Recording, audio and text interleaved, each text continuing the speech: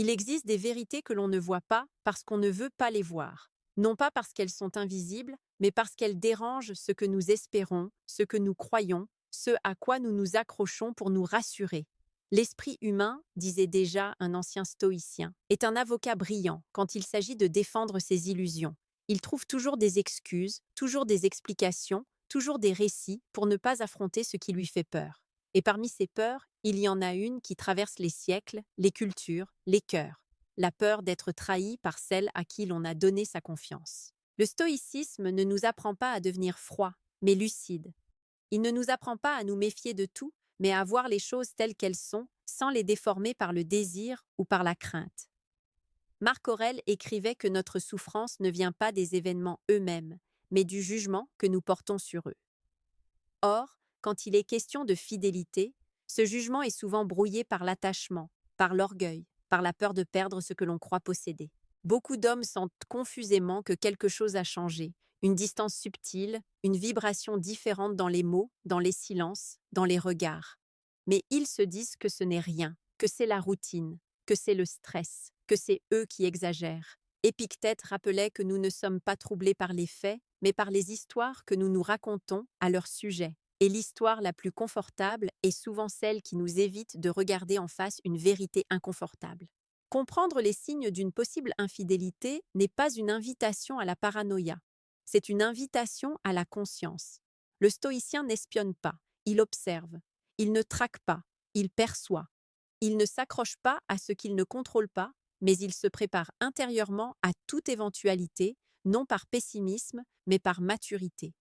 Sénèque disait que l'homme qui s'attend seulement au beau temps est pris au dépourvu par la tempête, tandis que celui qui sait que la tempête est possible ne perd ni sa raison ni sa dignité quand elle arrive. Le premier signe que presque personne ne remarque n'est pas un message caché, ni une absence soudaine, ni un changement brutal de comportement.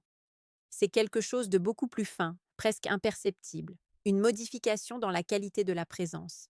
Elle est là, physiquement, mais son esprit semble ailleurs. Pas distrait comme quelqu'un de fatigué, mais tourné vers un monde intérieur qui ne vous inclut plus totalement. Les conversations deviennent fonctionnelles, pratiques, dépourvues de cette chaleur spontanée qui existait avant. Les silences ne sont plus paisibles, ils sont chargés d'une légère tension, comme si une partie d'elle retenait quelque chose. Le stoïcien comprend que l'âme, avant de s'éloigner par les actes, s'éloigne par l'attention. Là où va l'attention, là va le désir. Et là où va le désir, là se construit peu à peu l'attachement. Marc Aurèle notait que ce à quoi nous donnons notre esprit nous façonne. Quand une femme commence à investir émotionnellement ailleurs, même sans encore avoir franchi de limites concrètes, son énergie relationnelle se réorganise. Ce n'est pas encore une trahison, mais c'est déjà un déplacement. Un autre signe, tout aussi discret, est un changement dans la manière de se justifier. Avant, ces explications étaient simples, naturelles, presque inutiles, parce que la confiance rendait les comptes superflus. Puis, progressivement, les justifications deviennent plus détaillées, plus élaborées, parfois même données sans qu'on les demande. Non pas parce qu'elle vous ment forcément, mais parce que son esprit anticipe la possibilité d'être questionné. Sénèque disait que la conscience troublée parle trop. Elle cherche à se blanchir avant même d'être accusée. Il y a aussi cette transformation subtile du regard porté sur vous. Ce n'est pas du mépris, ce n'est pas de la colère, c'est une forme de comparaison silencieuse, comme si, sans rien dire, elle mesurait, elle évaluait, elle mettait en balance. Le stoïcisme nous enseigne que l'insatisfaction naît quand l'esprit quitte ce qu'il a pour se projeter vers ce qu'il n'a pas encore. Ce glissement intérieur peut se produire bien avant tout geste visible. À ce stade, l'homme non préparé souffre déjà, même s'il n'a aucune preuve. Il souffre parce qu'il sent, sans pouvoir nommer. Le stoïcien, lui, observe sans se consumer. Il ne tire pas de conclusions hâtives, mais il ne se raconte pas non plus d'histoires rassurantes. Il se souvient que ce qui ne dépend pas de lui ne mérite pas qu'il y attache sa paix intérieure, mais mérite en revanche toute sa lucidité. Et c'est cette lucidité qui permet de percevoir un troisième indice, souvent confondu avec de la simple indépendance. Une redéfinition soudaine des frontières personnelles. Des espaces qui étaient partagés deviennent privés. Des habitudes communes deviennent individuelles. Ce n'est pas le besoin d'autonomie en soi qui est révélateur, mais la manière dont il s'installe, sans dialogue, sans explication émotionnelle, comme une clôture qui se lève doucement entre deux territoires autrefois ouverts. Épictète rappelait que rien ne nous appartient vraiment, pas même les êtres que nous aimons.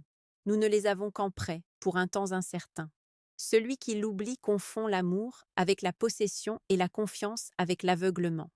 Voir ces signes n'est pas accuser, c'est se préparer intérieurement à toutes les possibilités, afin de ne pas être brisé si ce que l'on craint devait un jour se confirmer.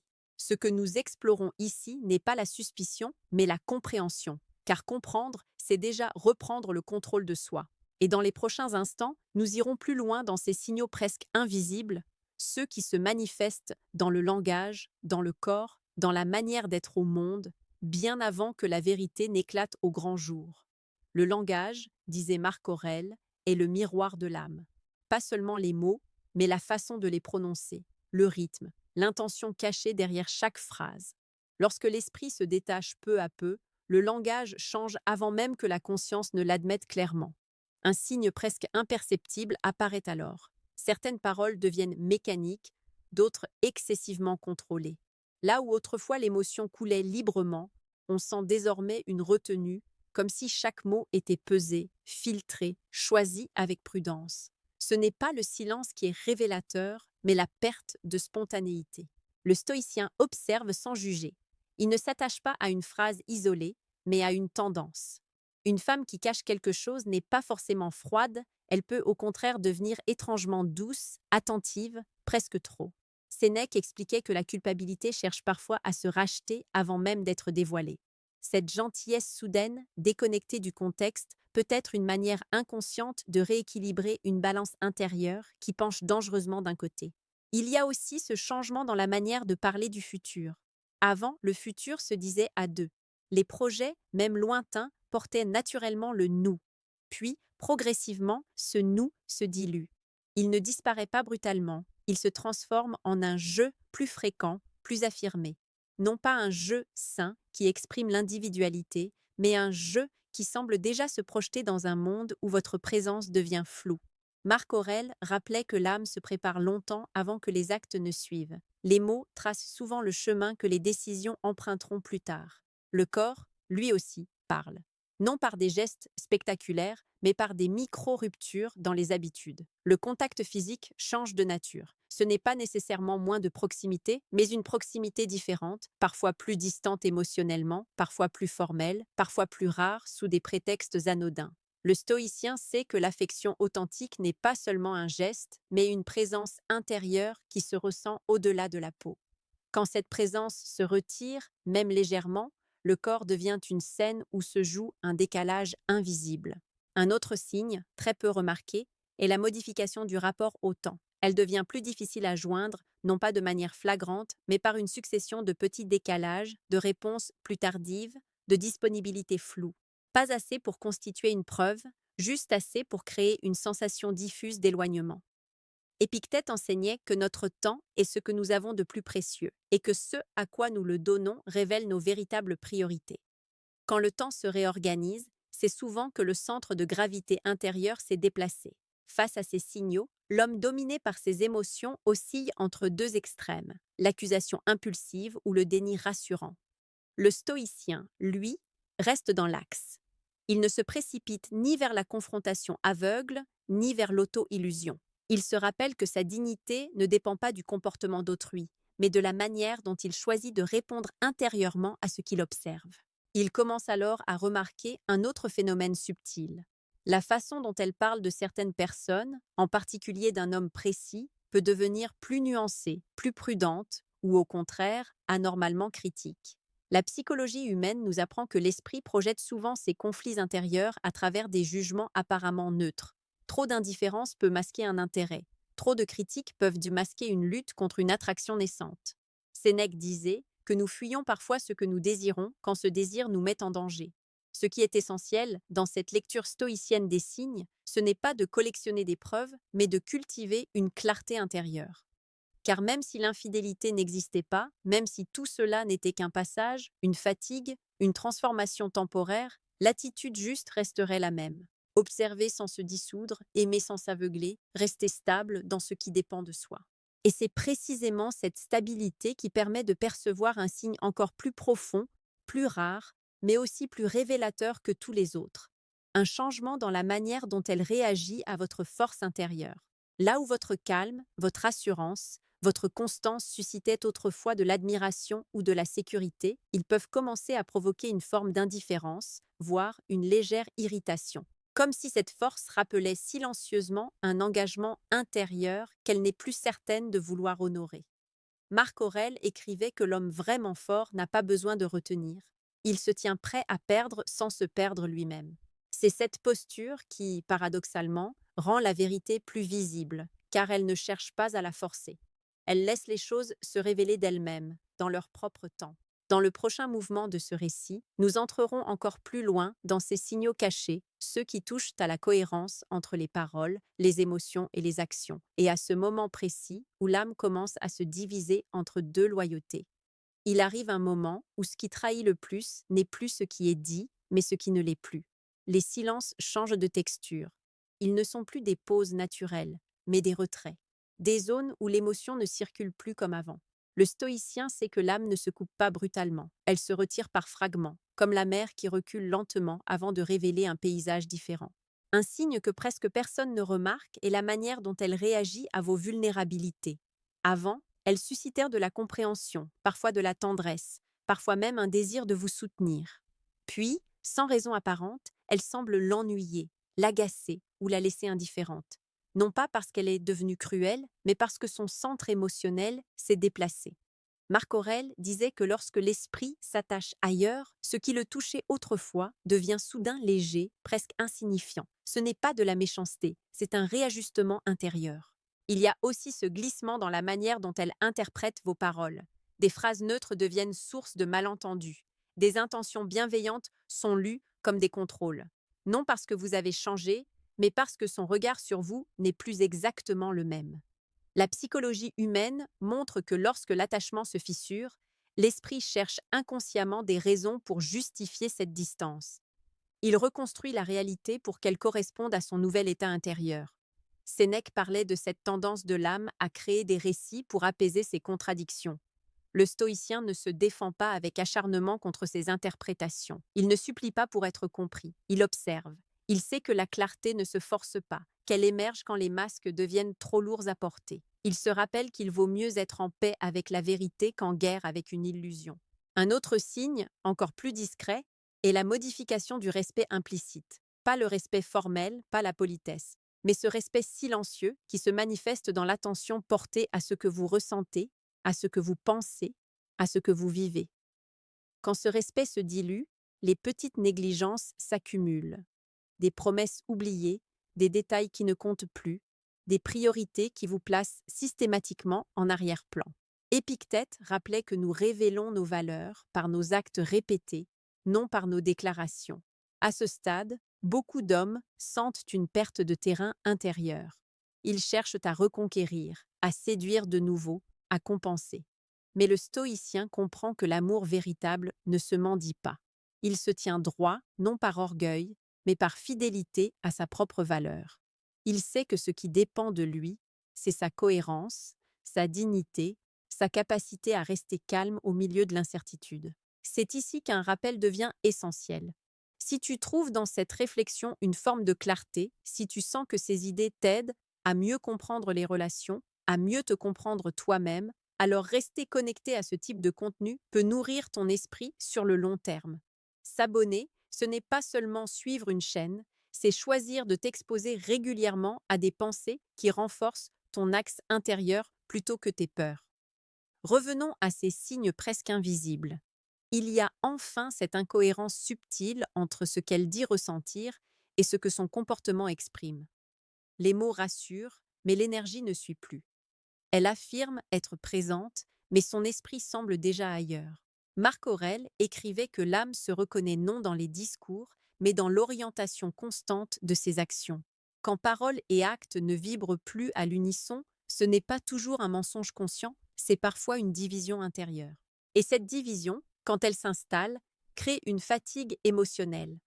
Non une fatigue physique, mais une lassitude d'être dans la relation, comme si quelque chose en elle résistait à l'engagement qu'elle continue pourtant d'afficher. Le stoïcien perçoit cette dissonance et comprend qu'elle est souvent le prélude à une vérité plus claire. qu'elle aille dans un sens ou dans l'autre. Ce que nous explorons n'est pas une chasse aux fautes, mais une lecture fine des mouvements de l'âme. Car l'infidélité, avant d'être un acte, est un déplacement intérieur. Et c'est dans ce déplacement que se cachent les signes les plus ignorés, ceux que seuls voient ceux qui ont appris à regarder sans se mentir à eux-mêmes. Dans la dernière partie, nous rassemblerons ces indices pour comprendre ce qu'ils enseignent vraiment du point de vue stoïcien, comment s'y préparer sans s'endurcir, comment rester maître de soi-même face à la possibilité de la trahison, et nous approcherons de ce moment crucial où la sagesse consiste moins à vouloir retenir qu'à savoir se tenir. Lorsque l'on a observé tous ces signes, lorsque l'on a senti ces micro-déplacements de l'âme, il devient clair que la question n'est plus seulement de savoir si l'autre est fidèle ou non. La véritable question, celle que posent les stoïciens depuis 2000 ans, est celle-ci. Suis-je capable de rester stable, digne et lucide, quoi qu'il arrive? Marc Aurèle rappelait que tout ce que nous aimons est par nature fragile, temporaire, soumis au changement. Non pour nous rendre amers, mais pour nous libérer de l'illusion de contrôle. L'attachement devient souffrance quand il se transforme en dépendance intérieure. L'amour devient sagesse quand il accepte l'incertitude sans perdre sa noblesse. Le dernier signe, le plus silencieux, celui que presque personne ne veut regarder, est intérieur. C'est la sensation que votre intuition vous murmure quelque chose que votre raison cherche à faire taire. Une impression diffuse, non fondée sur une preuve, mais sur une cohérence globale. Le stoïcien n'ignore pas cette voix, mais il ne la dramatise pas non plus. Il l'écoute calmement, comme un signal, non comme un verdict. Épictète enseignait que la nature nous a donné la raison pour éclairer nos impressions, pas pour les étouffer. Si une femme est infidèle, la vérité finit toujours par se révéler, d'une manière ou d'une autre. Mais l'homme stoïcien ne vit pas dans l'attente angoissée de cette révélation. Il vit dans la maîtrise de lui-même. Il sait que perdre quelqu'un n'est pas perdre sa valeur, que la trahison de l'autre ne définit pas sa propre droiture, que la dignité ne dépend jamais d'un comportement extérieur. Et c'est là que réside la leçon la plus profonde. Ces signes ne sont pas faits pour nourrir la peur, mais pour renforcer la lucidité. Ils nous rappellent que l'amour authentique ne se surveille pas, il se vit dans la confiance, mais que la confiance n'est pas l'aveuglement.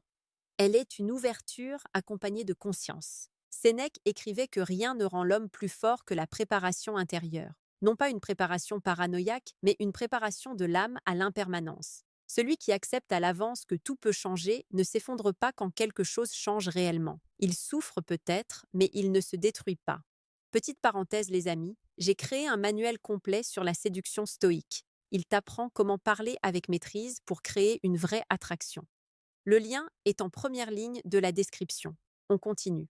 Car au fond, ce que ces 6 signes enseignent, ce n'est pas seulement comment reconnaître une possible infidélité, mais comment reconnaître en soi les attachements excessifs, les peurs cachées, les illusions que l'on protège. Ils nous invitent à revenir à l'essentiel.